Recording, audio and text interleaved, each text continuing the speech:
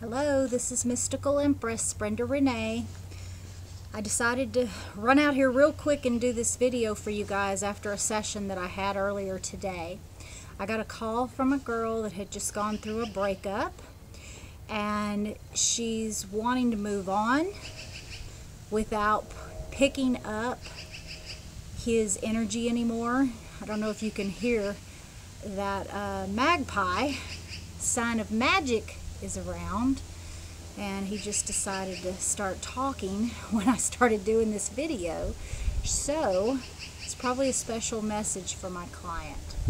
But anyway, she's been trying to move out of this guy's energetic space after they broke up, and they've been in a relationship for several years, but the last year or so it's been really dragging on her energetically.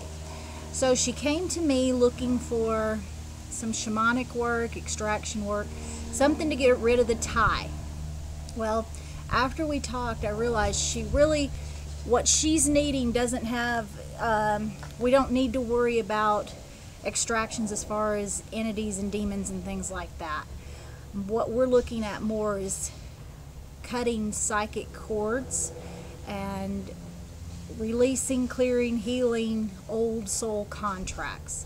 So with that direction in mind, she called me today and we had a session. We did an hour session, but half of it we did together, and the other half she had an appointment with a client, so she had to let me finish the other half by myself, which is no problem.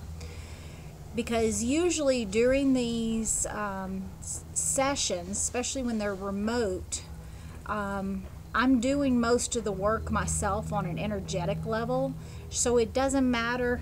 Ooh, one of my honeybees. He joined us too. I love honeybees and butterflies, and I try to keep these flowers blooming as long as possible so they have nectar. And it's supposed to freeze here this week, so my time is limited probably out here with all these beautiful flowers and butterflies and bees. But anyway, getting back to the story. So when I'm energetically working with someone, people think when they get a psychic reading they got to be sitting in front of you. That's not true, and it's the same thing with healing energy. Energy knows no boundaries. It has no container. So it doesn't matter if you're in Antarctica and you're dealing with a healer in Louisiana, you're still going to get that connection. And so it is. So we got on the phone and we started off. I went up to Source to connect to God, because that's where all healing comes from.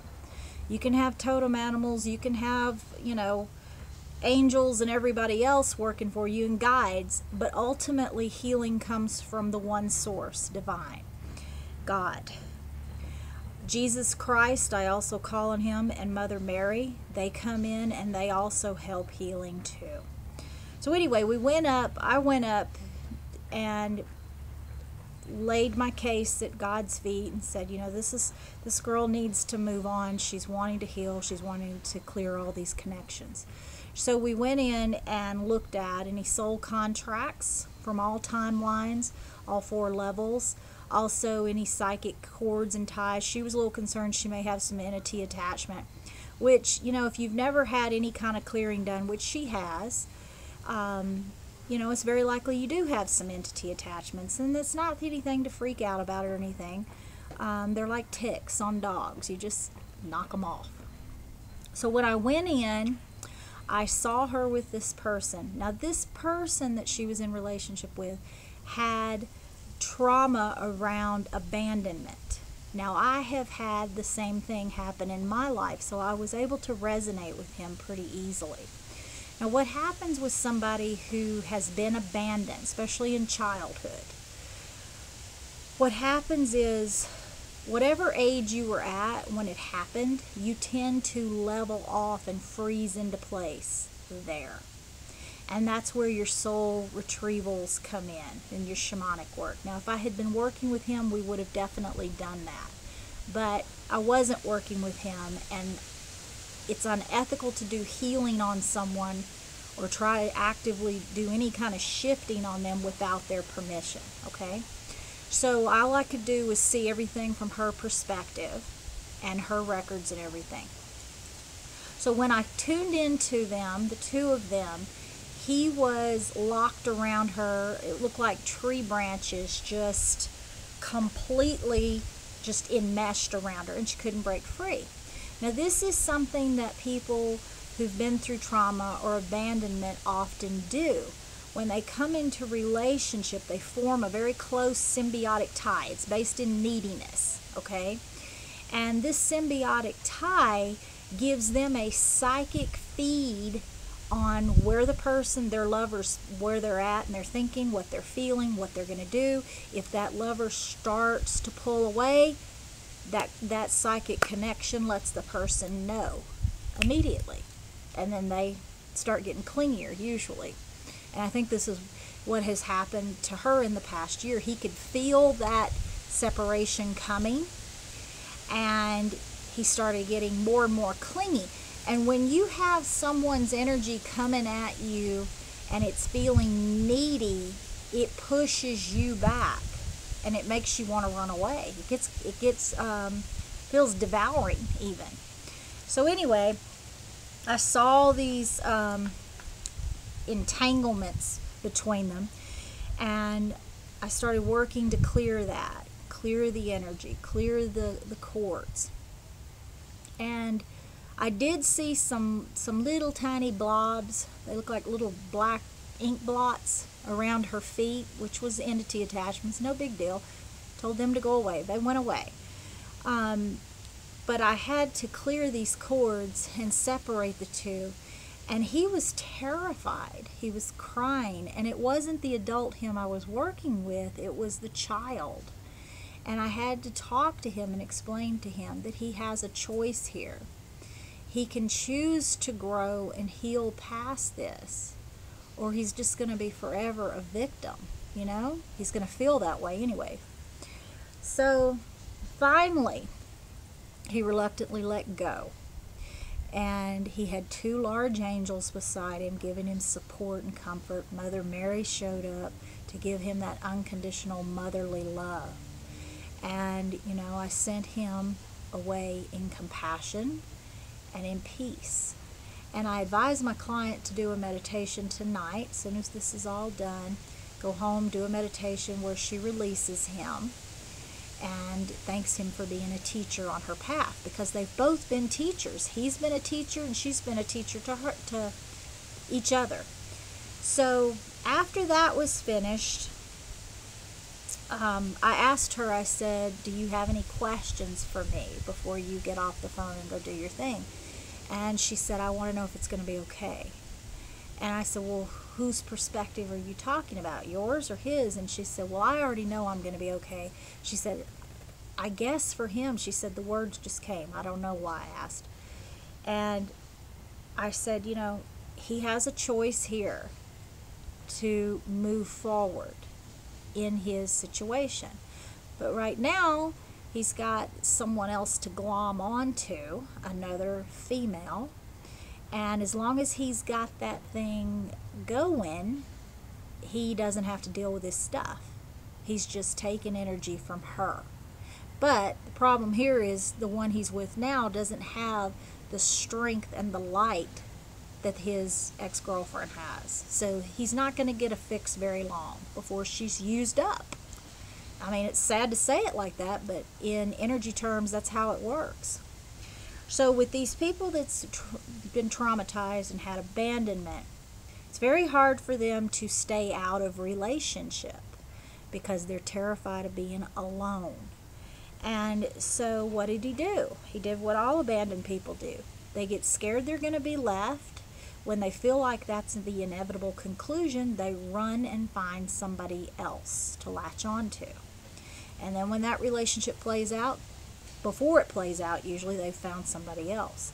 And all this does is repeats a cycle over and over and over again with no healing ever that comes out of it.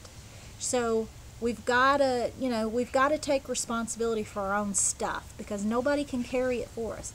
We're all born with our own spiritual path, and we all have to walk that path alone. Sure, there's lovers and relatives and guides and angels that, lend a helping hand along the way, but they can't walk the path with us. I told her that I was going to make her some aromatherapy blends tonight. I like to do them overnight because I like to, after I blend the flowers that I choose specifically for this situation, or herbs too, I like to put these blends, nestle them in gemstones that also magnify the energy that we're working with here. So I'm going to ship this out to her tomorrow. I'm doing a lot of work with, I've been a horticulturist most of my life. I've always been very empathic to plants. And guess what? Look here.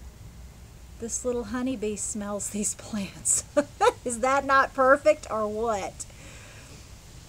Honeybees have my heart along with butterflies.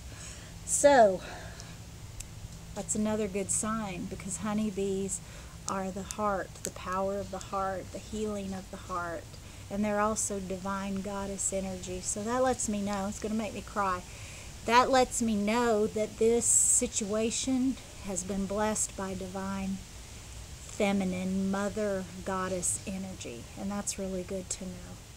So anyway, getting back to the story, after she and I hung up, I asked for her permission if I could peek at her Akashic records, especially in regards to this gentleman. She said sure. So I went into her records, and for me that's going into this beautiful library, vast library. And today, on this occasion, two angels brought out her book.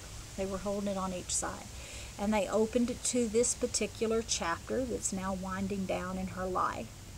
And I said, okay, show me the relevance, the situation behind this energy that she's having a hard time shaking. What is all this about? She mentioned that she always carries guilt, lots of guilt. Well, the word mother came up. I'm thinking, mother, mother, mother. Was she his mother in another lifetime? Well, no, she wasn't, but I'll unfold that for you in just a second. So I saw a lifetime where they were friends. She was a girl, he was a boy, same scenario. And it felt like rural America, early in this established nation's history, probably right after they started building little villages and towns and things. I would say probably early 1800s or just before. I mean, I don't know. I'm not good with time at all, so I'm not sure. But I knew just by looking around at where it was historically. So this guy was very much like he is today. He had a lot of problems that he wasn't willing to face and heal. In that lifetime, he was a drifter, and he drank a lot. And I told her after I got through with this, I sent her a long email explaining to her everything that I saw so she would have it in written form. And I told her that alcohol feels like it could be a problem in this lifetime, especially as he grows older and the layers start falling away and he has to deal with his stuff. He'll use that as an escape mechanism if he doesn't choose to heal. So anyway, she would guide him, give him guidance and uplifting words in that lifetime, and they eventually found him dead along a creek bed. And nobody ever knew what happened to him, but what I saw was this drunken brawl with someone along the highway, and he fell accidentally and hit his head on rocks, and that's where they found him. So she carried tremendous guilt from that episode, and she carried it into this lifetime. But there's other layers to that guilt. We'll soon find out. So she came into this lifetime bonded to him from that guilt. And he came to her again in this lifetime with all these problems and woes that he wasn't necessarily willing to shift. So she got tangled into him, this time romantically. And what she was to do is be a light to him, an example of what connection looks like, feels like, and acts like. And instead of learning from the example, he just fed off of her energy, which is kind of psychic vampires, what it is. And so, after I saw this, I felt concerned about her guilt, that she may not be quite done and ready to move forward. So I went back. Oh, also I found out the girl, the third party here, she was a friend of theirs then, and in this lifetime she stepped up to the plate for my client. My client doesn't see it that way yet, but this girl chose to come in and be the catalyst to get my client to finally let it go. So she was a teacher too, and I advised her when she meditates tonight to thank her for her part in this play and for being a teacher. So anyway, after I got out of the Akashic Records, I went back up to God, to Source, and asked, for whatever could be done or said to me or given to me that would help her finally let this guilt go. We already cleared the contracts, we already cleared the cords, but I wasn't quite sure. It didn't feel like it had clicked yet. And all of a sudden, I got the image of this tiny pea green heart. And it was buried deep in my client's womb. And we removed it. And it was his. And we gave it back to him. Now, what this told me, when you're doing all this psychic, shamanic, spiritual work, things come to you often in symbols. And I've always been attracted to symbolic language and archetypes and things, so it comes natural to me. But your dream interpretation, all these different things, the language is in soul symbols. And if you learn how to read the symbols, it makes sense to you. But somebody that doesn't read that language, it sounds pretty crazy to them. So when I saw that heart in her womb, no less, it was like a baby heart. I said, okay, he overlaid mother energy onto her. He couldn't count on his mother for whatever reason. I don't have the backstory of that. But he felt abandoned, probably betrayed by her. And so he laid all that onto this girl. And she's been carrying that energy for him now at least 2 lifetimes. And so she's not his mother. And it's not her responsibility to save him, rescue him, fix that old baggage. That's his responsibility. Get in therapy, get some spiritual, energetic work done, something, shamanic work done. So after I removed that, I felt like we were on solid turf. I felt like she was going to be okay. But I said this in the last video, I'll say it again because I have to say it every day with clients. When we're healers, or when we're empaths or psychics, or even just a compassionate, good person, we see wounded birds and we want to rescue them. And unless unless you do that work, well, let me take that back. If you're in a relationship or you're trying to be in a relationship, that's not your job. If you fall for somebody that's got wounds, the best thing to do is guide them to somebody that can help them. But it's not your job as their mate to do that, because that becomes codependent. That's not love, that's codependency. It's neediness. And when you get caught up in that, and then you can't break free, and then you got emotions and guilt and all this stuff in there, man, you're in for a doozy. So she had a soul connection with him, and she had some lessons to learn from him. And I suspect this situation is going to teach her a lot more refinement and discernment in what she chooses in the future for relationships. And my hope for her and anyone else out there listening to this that's in a similar situation is that you find someone who's your equal, someone that can be on the same vibrational frequency as you are, somebody that supports you as much as you support them.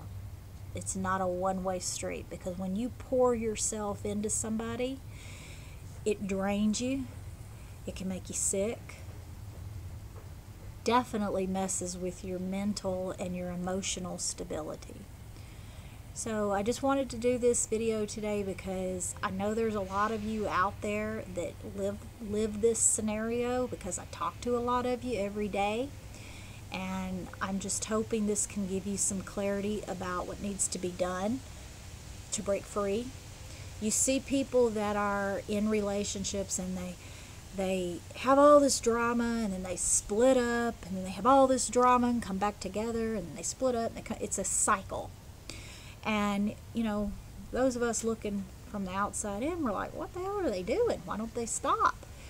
And there's a lot more to it than voicing the words or moving from a distance or even signing a divorce settlement. There's a psychic connection there that has to be cleared. And she's been receiving all this psychic bombardment from him since the breakup, and it's telepathy is what it is. And I told her, after we do clear this stuff today, don't think about him or talk about him anymore after today, because all that does is reestablish cords. Now, she's not going to have to go back through clearing the guilt and clearing the, unless she lets herself go there mentally. But you can establish psychic cords pretty quick by dwelling on people. And obviously he's sending her a lot, so she's got to just shift her thinking somewhere else. When someone's doing that to you, I describe it as I feel them pulling at me. I feel them wanting to talk to me, wanting to see me, and it feels like it's just pulling me down. And so I suspect it'll be a lot lighter now. After she does her meditation tonight, he should really, really have the message locked in.